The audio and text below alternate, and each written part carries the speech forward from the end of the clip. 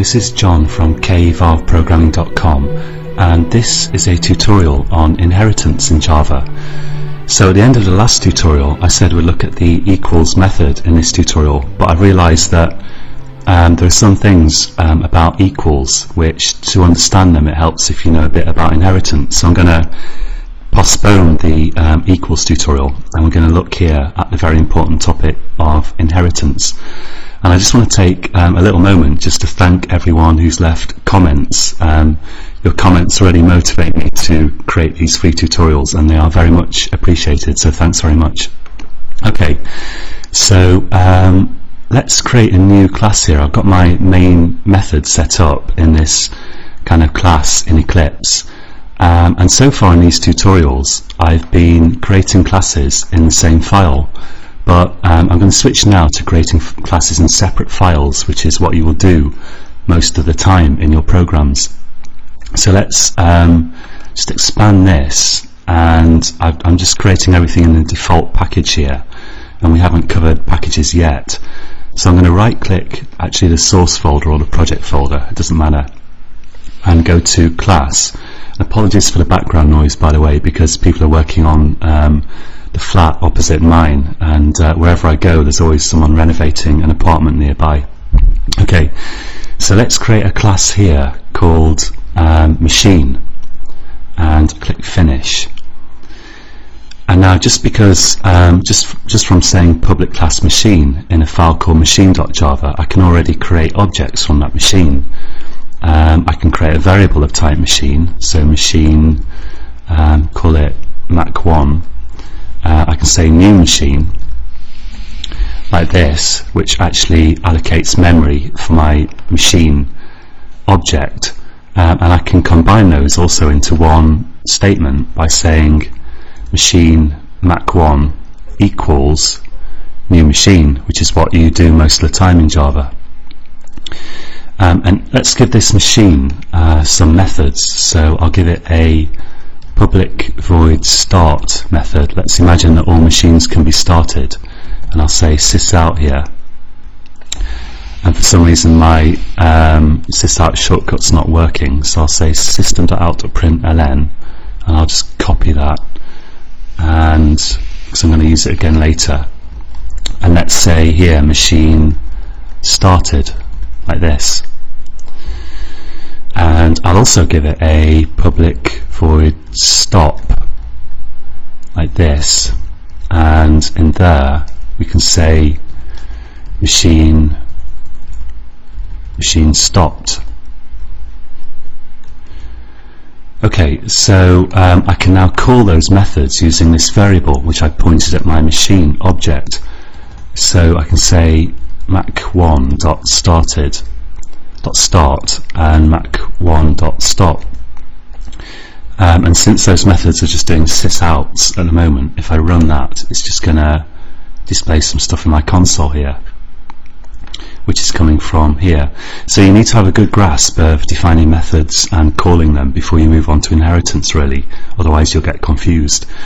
And what I'm going to do now is create a new class. So let's right click the project folder again, go to new class, and let's call this car, and click finish. Now of course I can create variables of type car.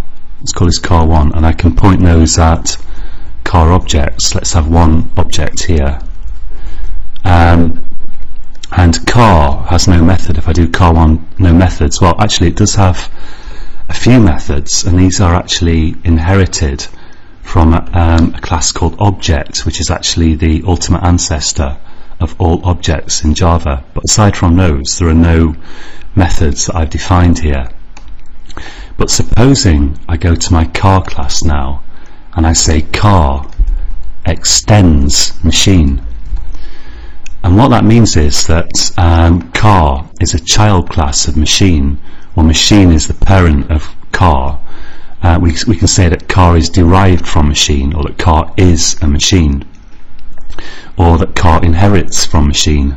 This is all good terminology, and what this means is that now a car is already identical to a machine. So now I can say car1.start, and car1.stop. The fact that I've said public class car extends machine means car has now got all the methods that machine has.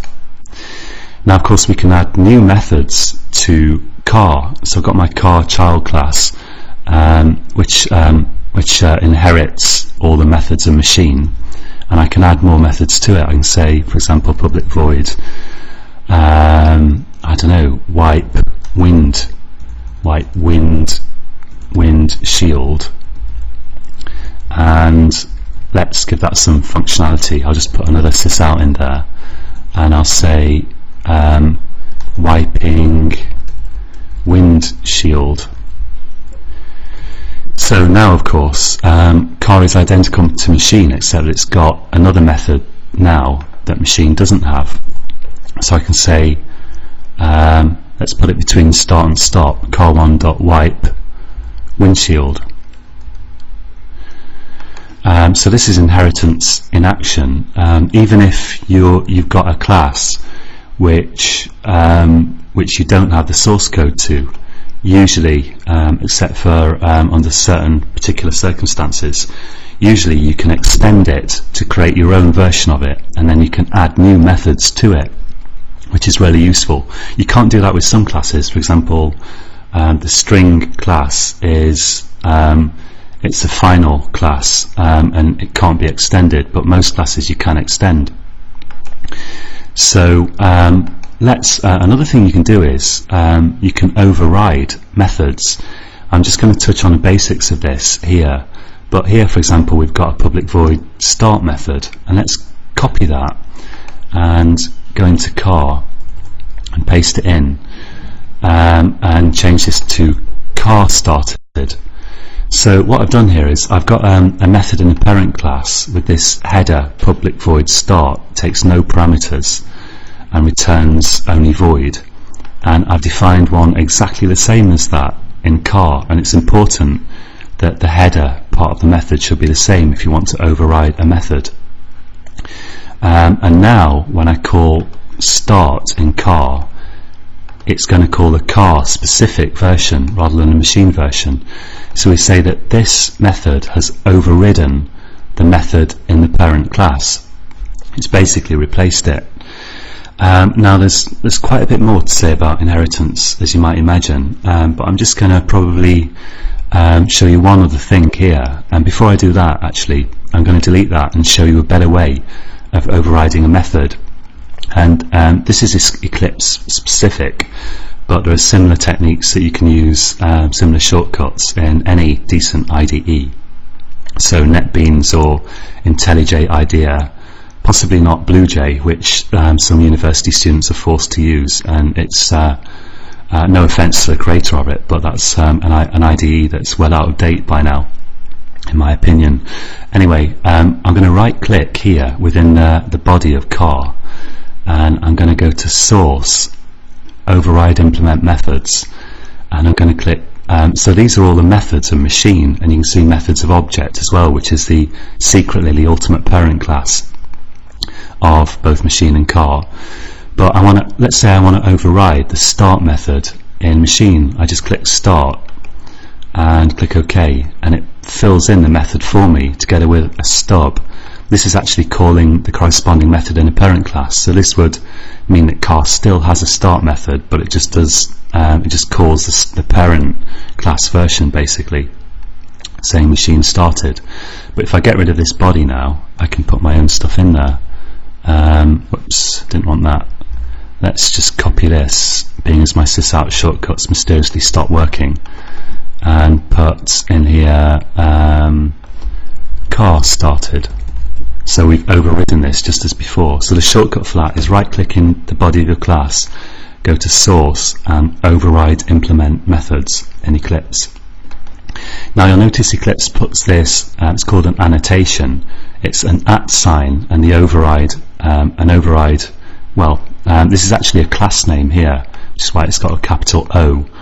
But we're not going to worry about that now, but the bottom line is if you put an @ sign and override with a capital O before your overridden method, it will check that it really is an override. So if I misspell this now, it will complain and say, start the is not in fact a method that exists in the parent class, whereas without that override annotation, of course it would just create a new method called with a different name, which wouldn't do anything because I'm not calling it at the moment. So if you want to override a method and you want to check that you really are overriding a method in the parent class, then putting this annotation in just helps you spot errors, but it's not necessary. So one last thing for this tutorial, I just want to say quickly a bit about variables, because if we've got like if I've got a private string name in machine, let's set that to I don't know, I am a machine, or maybe it would be more appropriate to say machine type 1. There we go. Now because I've declared it private, this variable can only be accessed within this machine class. So if I went to car, the child class, and let's say I created a method public void show info like this, and then supposing I had a sys out and I tried to access name in there, so let's say car name plus name, it's going to give me an error there. It's saying the field machine.name is not visible, and that's because I've declared it private, and we're going to look at public, private and protected a little bit more in a future tutorial all of its own. But if you declare something private, it's only accessible within the class, so that means within these brackets, the bracket that opens here after the name of the class and it finishes here, you can only access this name within here. But if you get rid of private, you can now access this anywhere within the package that machine is in, and we haven't looked at packages explicitly yet, but car and app are both within the default package here, so you can now access it. And if I run this, well, let's call that method, let's say car1.showInfo, and run that, then you'll see car can access it, car name machine type 1. I was wondering where car name came from, but of course I typed it here. Okay. And if you want to give this an access specifier, which you really should ideally, you can make it protected, and protected means that you can access this anywhere within the package and also from any child class, so this will still work. So I just wanted to show you that quickly here, and we're going to touch on it more in future tutorials for sure. Don't be tempted to try to override variables, because the results will be horrible. It's not a good idea. You should only override methods. Okay, so that's it for this tutorial, and in the next tutorial we're going to take an initial look at interfaces in Java. So there's a lot to say about interfaces, but we're just going to make a start on them in the next tutorial.